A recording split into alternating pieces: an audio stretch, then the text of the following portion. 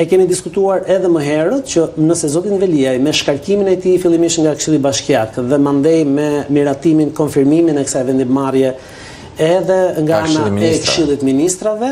zoti Veliaj i humbi një nga argumentet e tij më të forta që e pati përsëritur në disa përpjekje të tij për të liruar nga qelia, argumenti që ai ishte i zgjedhur i qytetarëve të Tiranës, nisi të përmendte edhe në diskurin e tij publik, në postimet e her pas hershme në rrjetet sociale. Kishte një detyrë që priste detyrimin e qytetarëve. Faktin që kishte 160.000 qytetarë të kryeqytetit që i kishin dhënë atij besimin dhe votën për t'i përfaqësuar dhe për të drejtuar qytetin, i humbi kjo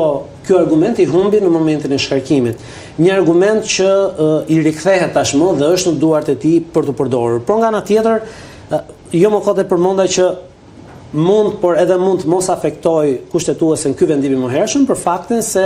kushtetuesja do të vlerësojë të paktën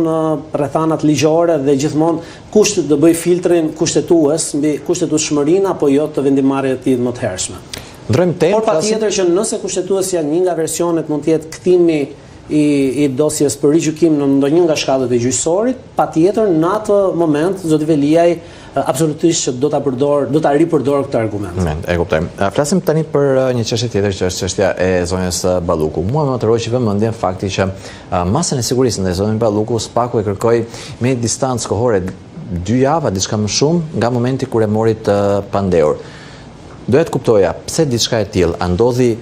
ndonjë gjë që e shqetësoi Spakun në ndërkohë, pra mes këtyre 2 momenteve, apo kishte një arsye tjetër, sepse ka persona që mendojnë se kjo erdhi vetëm për faktin se ju la mundësia që le të themi ose të largohej vetë nga detyra ose ta largonte kryeministri përmes shkarkimit. Dhe kur panë që asnjëra as tjetra nuk ndodhi, Spaku veproi. Nuk e di nëse në bazë informacionit që ke ti ishte vetëm kjo apo kishte diçka tjetër që ndodhi në ndërkohë dhe shqetësoi Spakun. Individu do të referohem në fakt vetëm vendimmarrjes gjyqësore ndaj zonës Balluku. Ajo që ndodhi me zëvendës kryeministren ishte fillimisht disa javë më parë marrja e saj si e pandehur për veprën penale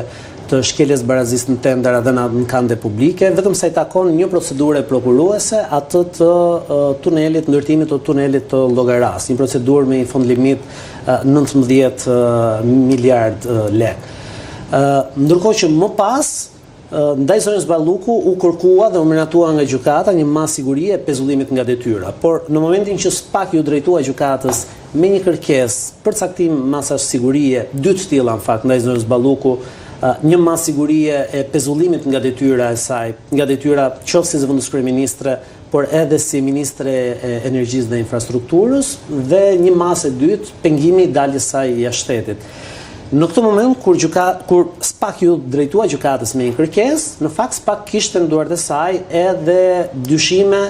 të tjera ndaj zonës Balluku, pra dyshime për një tjetër procedurë prokuruese, ajo e lotit 4 të unazës madhe, ku po sipas Spak edhe në këtë rast ka dyshime se zonja Balluku në pozicionin e saj si ministre e energjisë dhe infrastrukturës kishte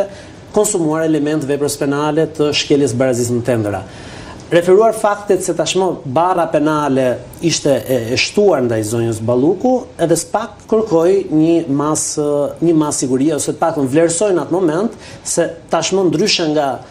vetëm komunikimi i akuzës parë për një dyshime mbi kryerjen e veprës penale vetëm në një episod, në momentin që u bën 2 episode të tilla, më pas Spak vlerësoi se do duhet kërkonte një masë sigurie, ashtu sikur se ndodhi në fakt. Por nga ana tjetër, referuar vendimmarrjes gjyqësore, qoftë për zonën Balluku, por edhe 2 zyrtarët e tjerë, varësit e saj, 2 drejtorë të drejtorive të ministrisë, në varësitë e Ministrisë së Infrastrukturës, vlerësimi ishte plotësoheshin kriteret ligjore sipas strukturës posaçme, të cilat u vlerësuan më pas të njëjta edhe nga ana e gjykatës, plotësoheshin kriteret që ekzistonte rreziku i dyshimi arsyeshëm se ishte konsumuar vepra penale nga këta zyrtar, ekzistonte rreziku që për shkak të funksioneve të tyre në institucionet përkatëse ku ishin mund të ndikonin në dëmtimin e provave, helmimin e tyre apo vështirësimin e marrjes së tyre, dhe nga ana tjetër po ashtu rreziku i largimit, referuar qoftë margje të dënimit të kësaj vepre penale nga 1 deri në 5 vite burg, por njëkohësisht edhe të faktit që vepra penale konsideroi të ishte e përsëritur, pra e kryer në 2 raste.